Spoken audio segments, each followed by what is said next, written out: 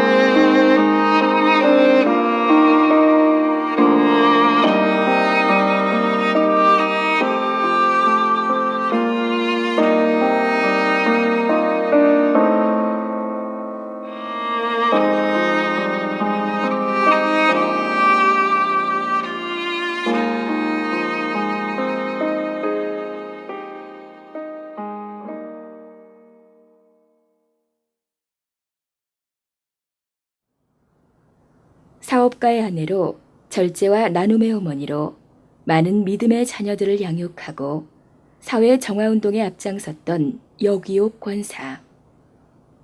여기옥 권사는 누구인가?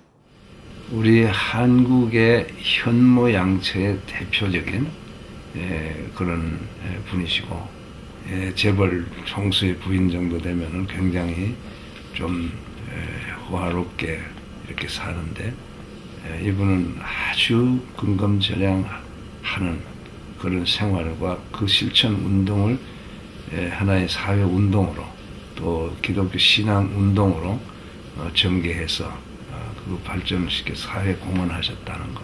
항상 찬양하시고 항상 진짜 말씀으로 항상 이렇게 하시고 그다음에 기도하시면서 그 이제는 떠서 이렇게 하루 종일 그 삶이 생활이 진짜 참 하나님 되게 하나님을 예배하시는 삶이었다. 그분께서는 인자하시고 지혜로우시고 인내심이 굉장히 강한 분이셨어요. 덕으로서 모든 것을 다스리시고 또 항상 검소하셨습니다. 저에게 전도를 하시면서 10년이 넘는 긴 세월 동안 전도를 계속 하시면서 한 번도 처음의 모습이 변한 적이 없고 항상 한결같으셨어요. 마지막까지. 그분 내면에서 풍기는 그 아름다움은 그 무엇과도 바꿀 수 없는 정말 아름다운 분이셨습니다. 지금도 가끔 꿈에 뵙니다. 그립습니다. 소탈하시고 유머가 있으시고 또 그러면서도 하나는 뭐랄까 자비랄까 인애랄까 하는 것들을 모든 회원들에게 베풀어주는 것, 또 개인적으로도 또 권사님에게 많은 사랑의 빛을 지고 있기 때문에 권사님 하면 먼저 제게 떠오르는 것은 그리스도의 사랑과 품성과 향기다. 정말 1분도 이렇게 게으른 모습을 안 보여주셨어요. 항상 일을 하시고 부지런하시고 그냥 집안에서뿐만 아니라 나가셔서 항상 봉사를 하셨어요. 시편 1편의 말씀. 복 있는 사람은 악인의 길을 쫓지 않고 죄인의 길에 서지 않고 오만한 자의 자리에 앉지 않고 오직 여호와의 율법을 즐거워해 그 율법을 주야로 묵상하는 자. 그 말씀 너무나 정확해. 어머니 한 번도 악인의 길을 쫓아 살아가시는 걸 본 적이 없어요. 항상 선하신 지혜를 따라서 정말 하나님의 지혜를 따라서 하시고 죄인의 길에 서시는 걸 본 적이 없어요. 알면서 죄를 짓고 죄를 통해서 뭘 이루어보겠다. 한 번도 그런 하지도 않으시고 생각도 안 하시고 또 그런 걸 용납도 안 하시고 항상 겸손하셨어요. 어머니 어디 갔든지 존경을 받으셨지만 한 번도 교만하신 걸 본 적이 없어요. 항상 겸손하시고 누가복음 17장 20절 말씀으로 생각합니다만 바리새인들이 천국이 언제 임하냐고 이렇게 예수님께 물으니까 예수님께서 천국은 여기 있다 저기 있다 그렇게 하는 것이 아니고 천국은 너희 가운데 있다. 근데 그 말씀을 보통 사람들은 천국이 너희 가운데 있다 너희 가운데 천국 이런 쪽에 그걸 해석하려고 다들 이 구절에 대해서 크게 관심을 많이 갖는데 나는 뒤에 있다는 말에서 그게 나 중요하다고 생각해. 물을 때 사람들이 천국이 언제 임하냐고 시간을 물었기 때문에 대답이 제일 핵심은 있다는 현재의 견으로 대답하신 거예요. 미래 오늘 현재 있다는 거예요. 그 어머님 생애에 보면 하나님의 나라 천국의 복을 받고서 하셨어요. 천국 생활 하신 거예요. 그래서 나는 지금 내가 생애를 어머님 살아가신 거 생애를 돌아볼 때가 내가 천국에 자랐구나. 지금도 내가 천국에 살고 있구나. 그게 너무 감사해요. 또 그걸 깨닫게 해주신 분이 바로 어머니. 내가 살고 있는 삶이 영생이고 내가 천국 안에 살고 있다는 내가 천국에 살고 있다는 그걸 깨닫게 해주신 분이 어머니. 그 어머니 보면 그 일제시대, 신사참배, 그 대동아 전쟁, 6.25, 4.19 얼마나 역사에 그걸 많이 겪으셨어요. 또 어머님 시집 오실 때 이 가정이 대구 제일 가난한 가정 중에 하나예요. 거기에 대구 제일 부유한 가정의 따님이 시집을 와가지고 감사하면서 또 기적 같은 사람이에요. 감사, 기뻐, 기도하면서 항상 기뻐하시고 항상 감사하시고 쉬지 않고 기도하시고 그 가운데 복을 받으시고 여기욱은 1923년 5월 10일 대구에서 태어났다. 오나 밀려의 가정의 다섯째였던 여기욱은 어머니 최성현 권사의 신앙을 유산으로 받았다. 외할머니는 그 예수님을 사랑하는 사랑으로 40살에는 성경학교를 들어가셔서 귀한 성경 선생님이 되셨거든요. 그래서 신구약을 다 외워서 경북 여전도의 회장으로 또 그 시골에 가난한 목회를 여생에 하시는 완전한 헌신을 하신 할머님이셨는데 그런 어머님 밑에 태어나셔가지고 모태신앙으로 태중부터 성령 충만하시게 태어나신 걸 봐요. 그래서 13살 때는 어머니께서 이런 기도를 하셨어요. 하나님 아버지, 제가 약탄관을 머리에 두지 않고 예수님의 이름을 위해서 순교하게 해 주시옵소서. 그 기도를 하신 다음에 여학교를 졸업하시자마자 세라복 입은 채로 바로 평양에 그 당시 여자 신학교 하나밖에 없었는데 대구에서 11시간 기차를 타고 평양 여자 신학교를 가셨어요. 여기욱이 평양신학교에 다닐 무렵 한국 기독교는 일제의 큰 핍박 속에 신음하고 있었다. 그 당시에 일제에서 기독교인들의 신사참배를 무조건적으로 강요를 했는데 너무 핍박이 심해서 그걸 저항하지 못하고 넘어간 교회도 있고 학교도 있었는데 평양신학교 유일하게 끝까지 신사참배를 거부했어요. 그랬더니만 정부에서 일본 경찰을 보내가지고 완전히 학교를 나무막대기로 봉쇄해서 어머님 한 학기 공부하시고 다시 대구에서 20시간 기차를 타고 갔을 때는 학교가 봉쇄된 상태였답니다. 그래서 대구에 내려오시게 됐어요. 평양 여자신학교로 떠나기 직전 여기옥에게 두 가정에서 혼처가 들어왔다.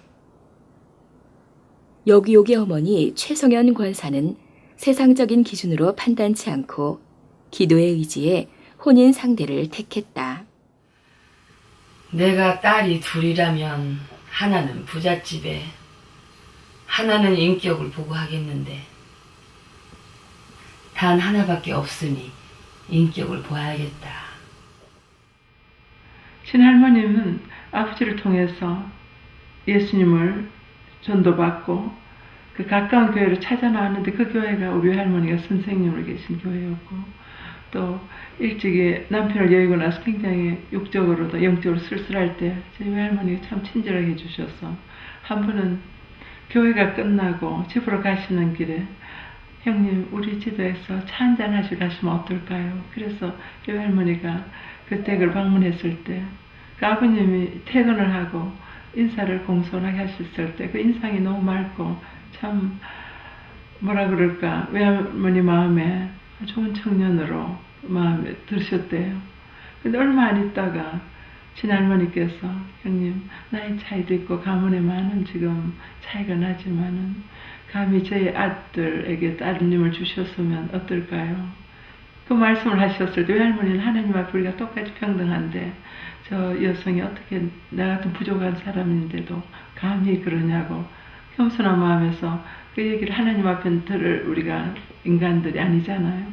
그래서 기쁘게 승낙을 하셨대요. 그래서 그 약혼을 하게 됐습니다. 상대는 김수군이라는 청년이었다. 김수군이 여기옥과 약혼 뒤 최성현 권사가 기도하던 중 사위 공부 보내라는 하나님의 음성을 2번 듣게 되었다. 그 말씀을 전해 들은 김수군은 일본 유학을 떠나게 되었다.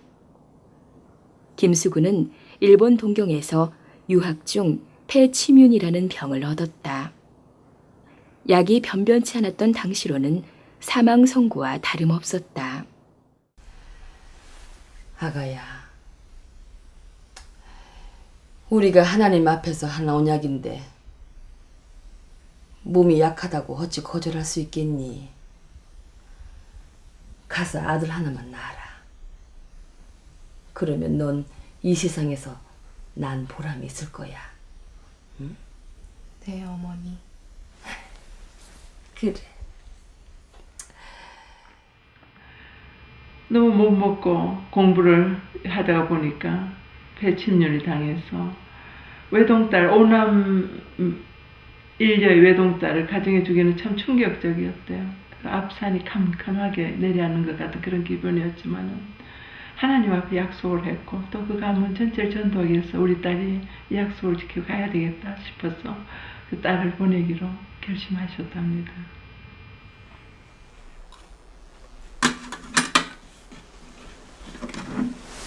얘야, 아무리 겨울이라도 근소태 물 데우려면 나무가 너무 낭비되니까 찬물로 설거지해라. 네. 남편은 건강을 되찾았으나 여기옥의 신혼생활은 매우 고된 삶의 연속이었다. 시댁은 가난했고 시어머니의 신앙심은 어린아이 수준이었다. 하나님 아버지, 저는 요셉이 보디발 집에 팔려온 것과 같은 외로운 심정입니다. 온 문중이 예수님을 모르니 요셉과 함께 하신 하나님, 저와 함께하여 주시옵소서. 예수님의 이름으로 기도드립니다. 아멘. 저희 친할머니가 아무래도 이제 홀로 사시면서 너무 이제 바느질을 하시 애들 키우면서 애를 쓰셔가지고 신장염에 걸리신 거예요. 신장염이 그 심하면 얼굴도 붓고 또 나중에 대소변을 가리기도 힘들었어요. 근데 어머님 결혼하고 오셔가지고 그 어머니를 너무 기쁘게 해드리는데 이제 마지막 돌아가시 전에 한 1년여간은 대소변을 직접 받아내셨는데 옛날 집에 그 밖에 샘물 우물가에서 그 빨래를 빨아야 되는 그 깡추인데도 하도 기쁘게 갖고 나가셔서 매일 빨아가지고 들어오니까 친할머니께서 얘가 내 앞에서만 일어나 한번 문풍지를 이렇게 뚫고서 밖을 내다보셨는데 방 안에서의 표정과 그 우물가에서 빨래 빨 때 표정이 또 다르지가 않더래요. 찬양을 하면서 마시는 걸 보고 저 아가가 참 복 받겠다. 저렇게 지극정성으로 기쁘게 나를 섬기고 또 예수를 잘 믿으니까 그 친할머님 입으로 그렇게 축복을 하셨대요. 네. 아가야, 내가 예전에는 건강했는데 예수 믿고 이 병이 들었다. 예수 안 믿는 내 동서들은 다 건강하지 않니? 내가 죽어도 원역게 무당 불러 구슬 한번 해다오.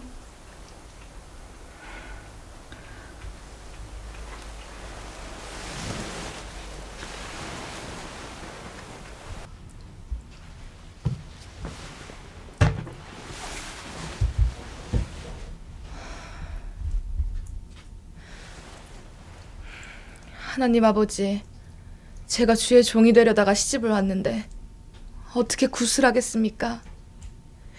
이제 능력을 베푸셔서 우리 시어머님을 찾아온 마귀를 물리쳐 주시옵소서.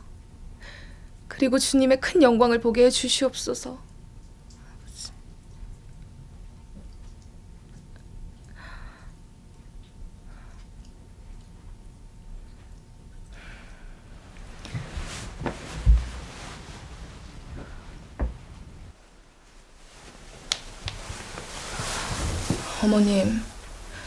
어머님이 만약 구슬해서 낫는다 치더라도 이 세상에는 20년 아니면 30년밖에 사실 수 없습니다. 그러나 하나님의 세계는 영원한데 어머님, 이 짧은 세월과 영원 어느 것을 택하시겠어요? 아가야, 잘못했다. 내가 하도 몸이 아프니까 그만 마음이 약해져서 그러니 목사님 모셔다가 기도를 받자. 여기옥의 강한 신앙심과 효성에 감동한 시어머니는 그 후로부터 임종 때까지 변심 않고 기도에 힘썼다. 하나님에 대한 사랑과 찬양이 가득했던 여기옥은 남편의 사업도 기도로 보조했다. 일제 시절 금용조합 이사를 지냈던 남편 김수근은 해방 이후 자립하여 사업을 시작했다. 그 신앙적으로 이렇게 가정을 튼튼하게 세우시고, 그리고 이 대성그룹이 오늘의 대성그룹이 이렇게 크게 발전한 것은 김수근 회장님의 그 기업 경영의 지도력이나 탁월한 그런 공헌 못지않게 이여교 권사님의 내조와 기도의 공이 컸다 그래요. 절대 아버님한테 집안일이나 본인 일을 말할 것도 없고 걱정스러움을 절대 안 하셨어요. 자녀 일이나. 아버님 지금은 편하게, 너무 편안하게 사시고 집에 오면 너무 행복하십니다. 항상 낮에 집에 와서 식사하시고 좀 주무시고 나가시고 항상 가정에 돌아와서 쉴 수 있다. 참 큰 좋은 내조 있다고 생각해요. 그러니까 어머니 그 절대 평안 사시니까 그 평안 가운데서 사업을 하실 수 있도록 그게 제일 좋은 내조였다고 보고, 그 다음에 이제 아버님 사업을 하시다 보면 뭐 우리나라 그때 어릴 때 해방 직후에 얼마나 사회가 혼란스러웠어요. 그럴 때 어려움이 많았어요. 아버님은 아버님 어머님 자서전에 잘 나와 있는데, 예를 들어서 아버님 거의 전 재산을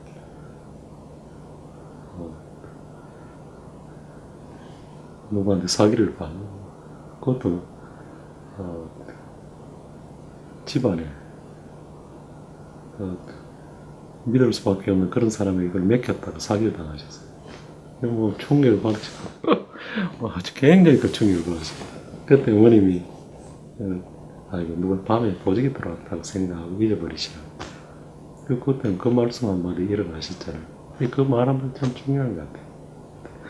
이놈이 감히 이럴 수 있나, 뭐 이렇게 하면 그만 살 화병이 나가지고 돈도 없어요. 건강을 잃어버리래. 근데 어머니 한마디로 보직이 들어도 가져 들어오고 그럴 수 있다고 생각할 수 있잖아요. 그렇게 잊어버리셔가지고 잊어버려 지금 생각하면 아무것도 아니죠. 다시 일하셨다. 또 한 분은 그 당시에는 사업이 없다 보니까 누가 뭐 진로 같은 이런 술 장사를 하라고 권유를 하시는 거예요.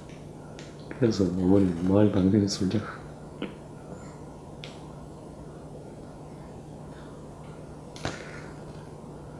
당신만 사업을 한다고 하면서 술에 손을 댄다. 집에서 나가겠다.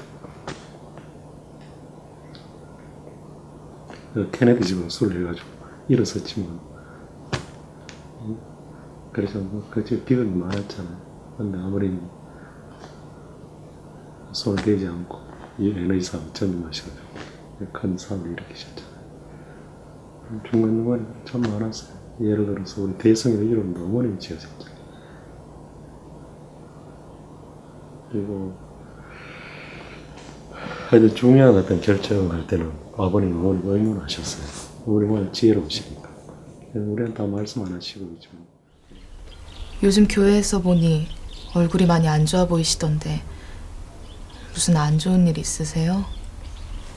남편이 칠판 만드는 기술자인데 거짓말을 잘해서 매번 공장에서 쫓겨나 가정 형편이 어렵습니다.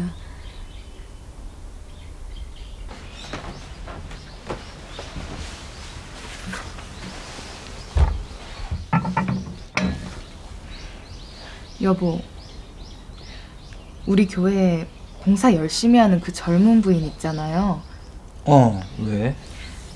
그 집 바깥 양반이 칠판 만드는 기술자인데 일자리가 마땅치 않은가 봐요.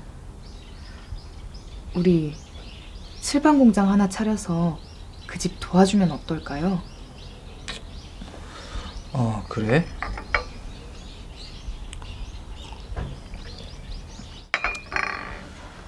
교회 일도 열심히 하고 착하게 보이던데 거참 안 됐구만.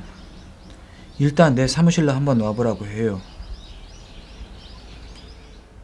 그 이야기를 들으신 어머님이 이제 집에 와서 또 그냥 어머님은 불쌍한 사람 그냥 못 봐주시니까 아버님한테 아예 좀 데려다가 아버님 그때 이제 연탄을 만들어서 파시는 일인데 관계없지만 저 거기 남은 공간에 좀 칠판을 만들게 하지 않을까 해서 아버님은 뭐하러 그걸 칠판을 만들어 하느냐 아마 좀 역적내시로 쓰였겠죠. 근데 아마 두 분이 그럼 일단 불쌍하니까 도와주는 차원에서 아무 뭐 칠판을 만들어서 어디 팔지도 모르면서 일단 오라 그래라. 그래서 아버님 남은 아마 공간에 일종의 창고에서 칠판을 만들게 하셨던 것 같아요.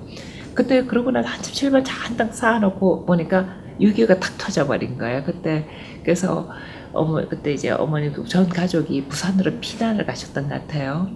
그래서 그 이제 공장의 그 창고 앞에 다 이렇게 나무로 이제 못을 박아서 막아놓고 이제 일단 그리고 나서 이제 부산 피난을 가셨는데 다행히 이제 부산에서 다시 대구로 왔을 때 그 딴 데는 다 뭐 막 파괴가 되고 그랬는데 다행히 이 칠판 넣어놨던 그 창고는 잘 보존이 되었던 것 같아요. 근데 아마 그 와중에 그 인민군이 들어와 있을 때 그 뭐 밥 해 먹고 뭐 땔감이 없으니까 학교에 있는 모든 글상, 책상, 칠판을 다 뜯어서 땔감에서 모든 게 다 없어진 거예요.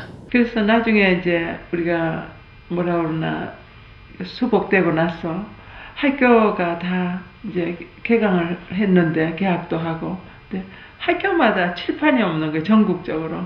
그래서 문교부에서 공고가 나가지고 칠판을 파실 분을 구합니다. 우리 정부에 입찰하시길 바랍니다. 그래서 아버지 거의 뭐 제일 많은 칠판을 제일 많이 파시고 좋은 또 정직한 가격에 또 내놓으시니까 그래서 다 팔렸어요.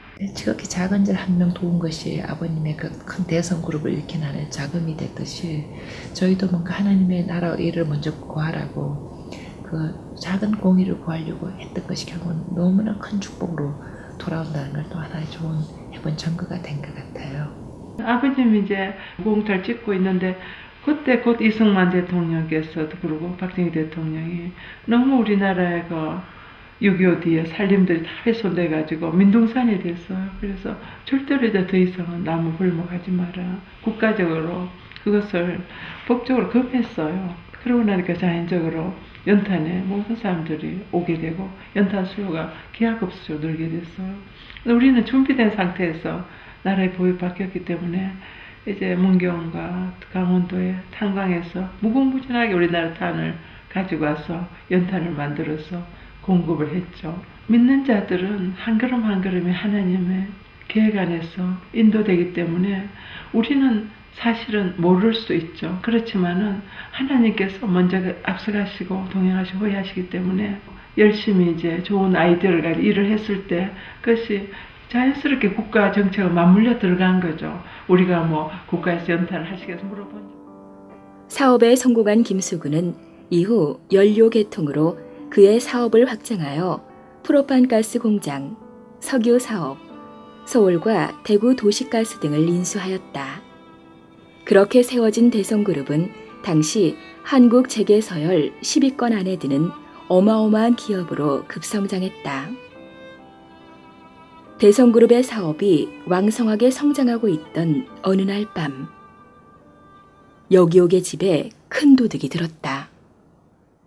내가 하나님 앞에 제사를 섬기로 하려고 했는데 어떻게 안락한 가정 부인이 되었습니까? 하고 마음에 늘 의문을 가지고 있는데 40년 전에 하룻밤에 주인이 광산에 가고 없을 때 도적이 들어왔어.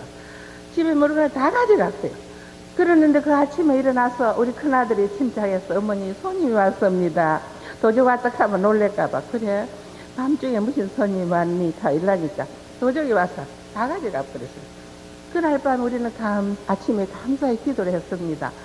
다 모아놓고 우리 얘들아 아버지는 사업을 잘하시고 엄마는 신앙생활을 잘하니까 너희들은 지상에 낙원이지만 오늘 밤에 이 모든 물건을 가져간 사람이 얼마나 가슴이 두근거렸으며 얼마나 가난하기에 이런 일을 했겠느냐.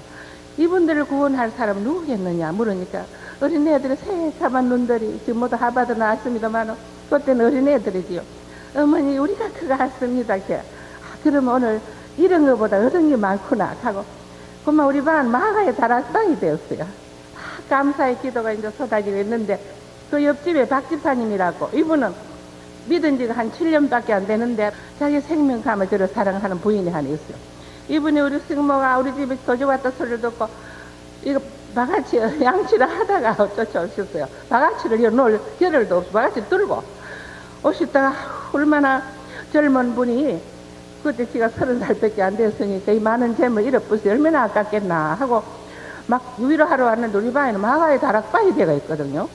그래 앉지도 마서서 은혜를 같이 받았어요. 받고 나서 기도를 하고 나니까 바가지에 머리를 쓰고 막 춤을 췄어요. 교사님 뭐 하십니까? 나는 예수 믿어도 오늘까지 그 기쁜 날 처음 봤다고. 당신은 나는 울 줄 알고 위로하러 왔더니 어떻게 다 예쁘고 이렇게 감사하고 기도하느냐고. 그래 집사님 그때 저도 집사래. 젊으니까 집사님 우리 집과 집사님 다 사장 부인인데 문을 꼭 닫고 자니까 이 불쌍한 사람들은 살 길이 없었어. 밤에 넘어와서 가져갑니다. 우리 주무이건 풀고 선한 일 합시다. 그래 그분을 참 바울과 바나바와 같이 기껏 40년 동안 같이 저는 대구에 회관을 사서 제일 먼저 다리 밑에 가서 그 아들이 지금은 우리나라 재정회에서 그 하원을 먼저 다 해줘 갑니까? 그때는 6.25 직후라서 신발도 없이 국민학교만 저러면 12살 몸 다 내보냈다고. 고아가 하도 많으니까 감당할 수가 없어. 너는 가서 그러니 하더니 머리 붓든지 할 수 있다 그래 가거라. 그래서 전만 뛰고 국민학교 나오면 다 내보냈다고. 걔들이 다리 밑에 가서 낮에는 구두를 닦고 밤에는 도적질밖에 몰라요. 저거 뭐 배울 게 뭐 있습니까? 참 거리네 생활하고 있어. 걔들을 먼저 안았어요. 안고 그래 학교로 차려서 공부를 시키고 목사님 모시다 부흥회를 시키고 했더니 순진해서 어머니의 사랑을 그립다가 6.25 타품을 잃고 얼마나 감수성이 빠른지 회개하고 지금 사장이 된 나이였습니다. 그렇게 큰 은혜를 걔들한테서 서로 나누고 그래 제가 서울 올라오니까 서울에는 또 더 무섭더만요. 서울 역사에 널진 나이들이 전부 다 그 보따리고 가고 서울 오는 여성들이 전부 깡패에서 유곽으로 팔리고 있대요. 그 얼마나 알기 쑥습니까? 어정쩡한 초아이들이 보따리에 들어와서 지금 모두 자기들 밥이라요. 깡패들의 밥이라요. 그래 유곽에 팔아가 돈 더 버리고 그 소식을 듣고 나니 얼마나 가슴이 아픈지 하나님 우리는 좋은 집에 사는데 이 아이들이 살 길이 없었습니다. 그래서 제가 서울역전에 172평을 사가지고 우시는 지하철 3층을 졌는데 그 안에서 얼마나 많은 생명들이 살아나갔는지 몰라요. 예, 그리고 그뿐 아니라 절제회는 1883년 프란시스 윌라드 여사에 의해 미국에서 시작되었다. 기독교 신앙을 바탕으로 금주 금연운동을 주도하고 여성의 참정권을 얻는데 큰 기여를 한 절제운동은 세계적으로 뻗어나갔다. 이러한 절제회가 대한민국에서 시작된 해는 여기옥 권사의 출생연도와 같은 1923년이었다. 여기옥 권사가 절제회에 가입하고 이러한 절제회를 이끌고 부흥시키기까지 많은 도전과 기적의 순간이 있었다. 우리나라는 아직 유교 사상이 강해서 여성들이 밖에서 직업을 갖는다거나 사회활동하기는 쉽지가 않아요. 대구 같은 데는 더 강했어요. 그런 것이. 그래서 아버님 아시면 아버님이 또 집에서 돈 다 벌어주는데 따뜻하게 먹고 있지 왜 나가느냐 혹시 걱정하실까봐 하지 말라고 그러시면 어머니가 하게 되면 불순종이 되니까 아버지한테 그냥 조용하게 계시다가 아버지가 출장 가시고 나면 나와서 사회활동을 하셨어요. 그러니까 생활비를 아껴서 하는 수밖에 없잖아요. 아버지한테 물질을 공급을 못 받으니까. 그래서 아버지가 주신 생활비 정말 집에 가용이라고 그러죠. 그것을 쪼개가지고 절제회관을 지으시고 그 일을 하셨어요. 그러니까 어머님은 어떻게 보면 그 순교하시겠다는 약속을 벌써 이제 살면서 하시는 거죠. 산순교를. 대구에서 절제에서 주로 사업이 6.25 뒤에 피난한 그 어린 소년, 소녀들을 야학을 시켜서 말씀 안에서 바로 잡아주는 거. 그리고 이제 장학금 대주고. 그리고 교도소에 온 사람들 주말에 방문해 예배드리고 많은 양식을 나눠주면서 하나님 말씀을 돌아오게 하는 그런 일을 많이 했죠. 그리고 금주금년 마약 방지 사업을 했고 대구에서 성공적으로 잘 되고 있을 때 굉장히 크게 부흥해서 수천 명이 모이고 그랬어요. 근데 서울에 이제 사업이 확장돼서 아버지가 내가 16살 때 이화역으로 들어올 때 이사를 오게 됐어요.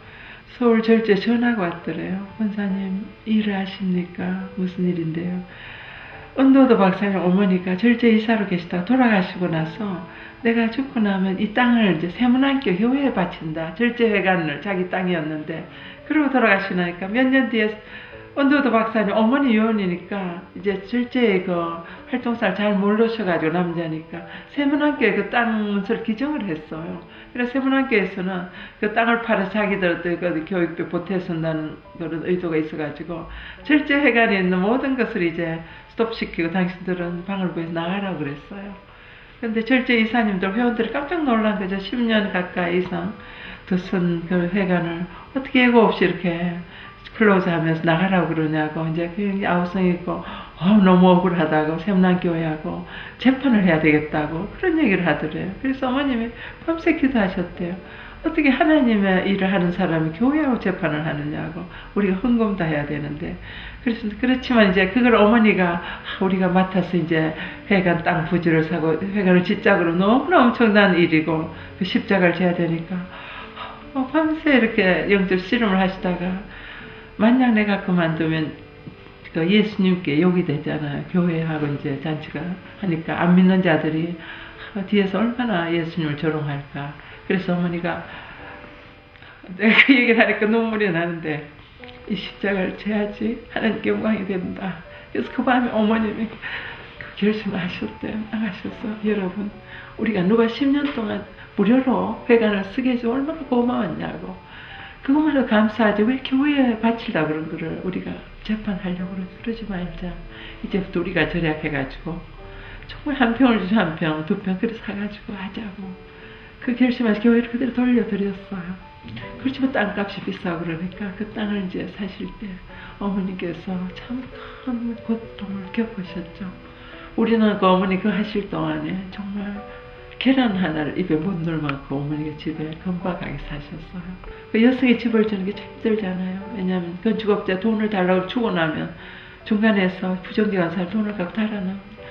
그 방수가 안 돼 막 지하실에 물이 막 솟아오르고 그 사람들 뭐 집에 막 몰려와서 아버지한테 돈을 받으러 온다. 그러니까 아버지가 모르게 이 일을 조용히 하셨는데 아버지가 아시면 또 걱정하실까봐 이정도의 그 돈을 겪은 거예요. 그러니까 절제하시면서 그 회관을 지으시면 이제 물질적인 절제는 물론이고 또 아버님이 출장 가실 때 그걸 하려면 또 시간적인 절제. 그래서 하시는 그 삶 자체 우리한테는 참 교과서였어요. 어떤 여성이 아버지 도움을 1푼도 정말 안 받고 그 회관을 대구 회관을 지어주시고 서울 회관을 지는 거 보면 기적인 거예요. 물질을 아끼시면서 우리 생일 같은 걸 얘들아 우리는 매일 생일이다. 우리 해피 버스데이 뭐 부르면서 케이크 그런 거 하지 말고 오늘 기도하자. 탕미역국 한 그릇 해주시고 생일 선물을 우리 하나님께 바친다. 아버지 용돈 주시 우리가 드리고 또 바치고 어머님 뭐 생신 때 며느리도 우리가 해가는구나. 환갑 때 고이 때 모두 다 바치세요. 그러니까 그 일이 이제 계속 진행이 되는데 어머님 삶은 너무 기쁘시니까 세상적으로 이렇게 뭐 꾸미는 건 별로 관심이 없으셨어요. 언제 피부 고우셔가지고 그 분노를 바르는 대신에 갈분가루, 감자 전분이나 녹수 전분을 이쁜 통에 넣어놓고 바르시면 땀들은 냄새가 좋다 그러고 무슨 분이냐 물으셨어요. 어머님 항상 집안에 아버님이 주신 돈을 갖고 거의 80~90%를 이웃을 돕는 데 쓰셨기 때문에 전혀 부잣집 부인같이 하시지 않으셨지만은 저희 딸들에게 그렇게 좋은 옷을 아이들 입히시지 않았어요. 그래서 항상 저는 그 집 앞에 그 삼선시장이라 있는 시장 물건을 입히셨어요. 뭐 신발도 다 떨어질 때까지 안 사주셨고 사주시면 항상 1~2년 지나야지 맞을 만큼 풍덩한 걸 사지 오래 신기려고.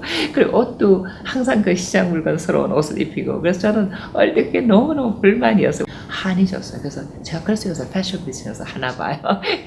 그리고 저는 항상 제 또 새 옷도 제대로 못 입고 제가 막내가 되다 보니까 항상 오빠 언니들 특히 언니들 헌 옷을 많이 저한테 입히셨습니다. 일하는 아줌마들 좀 시간 남을 때 또 어머니 같이 이렇게 바느질해서 옷을 만들어 입으시더라고요. 그래서 난 그것도 너무 이상해서 다른 엄마들은 지금 왜죠? 제가 너무너무 사치한데 우리 어머니 맨날 저렇게 후질거나 이상한 시장 옷을 넘어서 이제 시장에서 전을 떠서 직접 만들어 입으시고 왜 저러실까.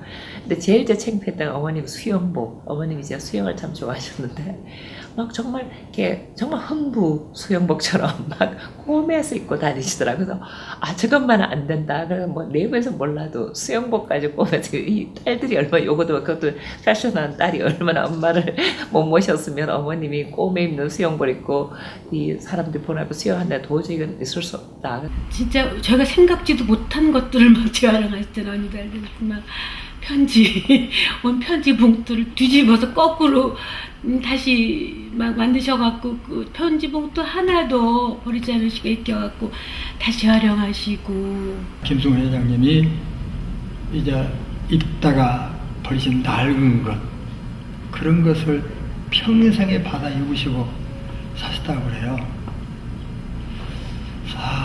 저는 그때 그 부자들에 대한 개념을 좀 달리했습니다. 저는 그 부자들 하면은 흥청망청하게 쓰고 또 쓰고 남으니까 여윳돈 조금 가지고 뭐 자선을 하고 구제를 하고 운동 등등에 참여하는 것으로만 생각했는데 저런들의 저런 그 아낌 절제 그런 것들이 결국 내가 4년 동안 학교를 다닐 수 있는 것이었구나 라고 생각하니까 그 얘기를 듣는 순간 가슴이 뭉클해지더라고. 뭉클해져서 내가 참 잘못 생각하고 있었다. 집사님 말씀 너무 은혜로웠습니다. 잘 들었습니다. 저도 정말 은혜 많이 받았습니다. 감사합니다. 우리 미스터 박은 미국에서 완전히 귀국한 겁니까? 네. 지난 2년 동안 모든 과정을 마치고 돌아왔습니다. 참 귀하게 잘 마치고 돌아왔네요. 그런데 집사님, 시대도 많이 바뀌었는데 이 시대에 절제운동이 필요하겠습니까? 그럼요. 미스터 박도 알겠지만 지금 음주, 흡연의 독소로 인해 세계적으로 얼마나 많은 지진아들과 살인을 저지르고도 죄책감을 못 느끼는 그런 감정이 메마른 사람들이 태어납니까? 이건 핵폭탄보다도 더 무서운 것 아니겠어요? 미국에서는 목사님도 술을 마십니다. 아, 그래요? 술을 마셔도 좋다는 미국 교회의 교인 수는 얼마나 됩니까? 우리 영락교회만 해도 교인 수가 25,000명에 4부 예배를 드리고 앞으로 증축해야 하는 상황입니다. 우리 한국 교회 선교사들이 미국 교회도 술을 마시지 말라고 가르치러 갈 겁니다. 그래도 집사님, 요즘 사업을 하려면 술을 마셔야 됩니다. 우리가 대구에서 사업을 시작했을 때 석탄회사 사장 5명이 있었습니다. 그러나 10년이 못 가서 술을 좋아하던 4명의 사장은 다 기생의 유혹에 넘어가 병들고 재산도 다 탕진하여 지금은 그 존재도 찾기 힘들게 되었습니다. 그러나 그러지 않았던 제 남편은 하나님의 복을 받아 많은 직원을 거느리는 사업가가 되어 지금도 직원들의 복지를 위해 열심히 힘쓰고 있습니다. 젊은 당신은 어느 것을 택하겠습니까? 술을 마시지 않아야 본인이 살고 가정이 바로 서고 나라가 잘 됩니다. 담배 역시 많은 사람들의 생명을 빼앗아가고 있습니다. 여기옥 권사는 절제 외 많은 활동 중에서 금주 금연운동에 특히 많은 노력을 기울였고 그러한 노력들은 자녀들을 통해서 계속 이어지고 있다. 기차에서 이제 비행기에서 점점 반씩 금연운동도 일어났는데 사실 그것은 무의미하잖아요. 공기는 다 통하죠. 반 가다가 공기가 스톱하는 게 아니잖아요. 그래서 우리가 계속 국회에 청원하고 또 매해 서울역 앞에서 수십만 장씩 우리가 전국적으로 금주 금연의 그 필요성에 대해서 술과 담배 해독에 대해서 많이 알렸더니만 보사부에서 많이 이제 반응을 하면서 이제 다 기차, 비행기, 또 100명 식당 이상 식당에서 다 금연이 되죠. 그리고 또 술도 저희들이 술은 간암을 일으킨다는 그 라벨을 꼭 병에 붙여달라 부탁했더니 요새는 많이 붙이고 있고요. 저녁 10시 넘게 조그맣게 그 술 선전에 보면 술은 선전하면서 그 밑에 조그맣게 자막이 싹 지나가요. 그것이 저희들이 한 운동의 결과라고 저는 생각합니다. 사회를 정화하고 구제하는 운동. 그 중심에는 하나님의 나라를 굳게 세우려는 여기옥 권사의 소명이 있었다. 오늘 밤에 저 사람이 세상 떠나면 지옥 백성 안 됩니까? 물에 빠져 죽는 사람인 것 같아요. 우리가 물에 빠져 죽는 사람이 내가 건질 힘이 있는데 안 하지. 그건 죄악이죠. 건질 힘이 있는데 모르면 모르지만은. 그래 여러분 주위에 보면 만명 사람 참 많습니다. 천도 많이 하세요. 전에 우리 어릴 때는요 3천만이라고 우리 민족이. 그런데 지금 6천만 아닙니까 이복구죠. 그래서 1,000만 성도가 있다 해도요 5천만이 불신자인을 알아야 됩니다. 1,000만 성도 있다고 여러분 우리가 기뻐하고 이만하면 됐다 하지 마세요. 어떤 사람 왜 교회가 이래 많니? 믿는 사람도 간다고 나무래서요. 저는 아까 목사님하고도 얘기했습니다. 우리는 집집마다 교회가 돼요. 다 회개하고 다 크리스찬이 돼야 이 민족의 교도소가 비르고 이 민족의 복된 나라가 됩니다. 감사합니다. 일평생을 통해 사랑과 절제로 현숙한 여인의 모범을 보인 여기옥 권사. 그런 그녀의 신앙과 정신이 이 땅의 많은 여인들을 통해 이어지기 바란다.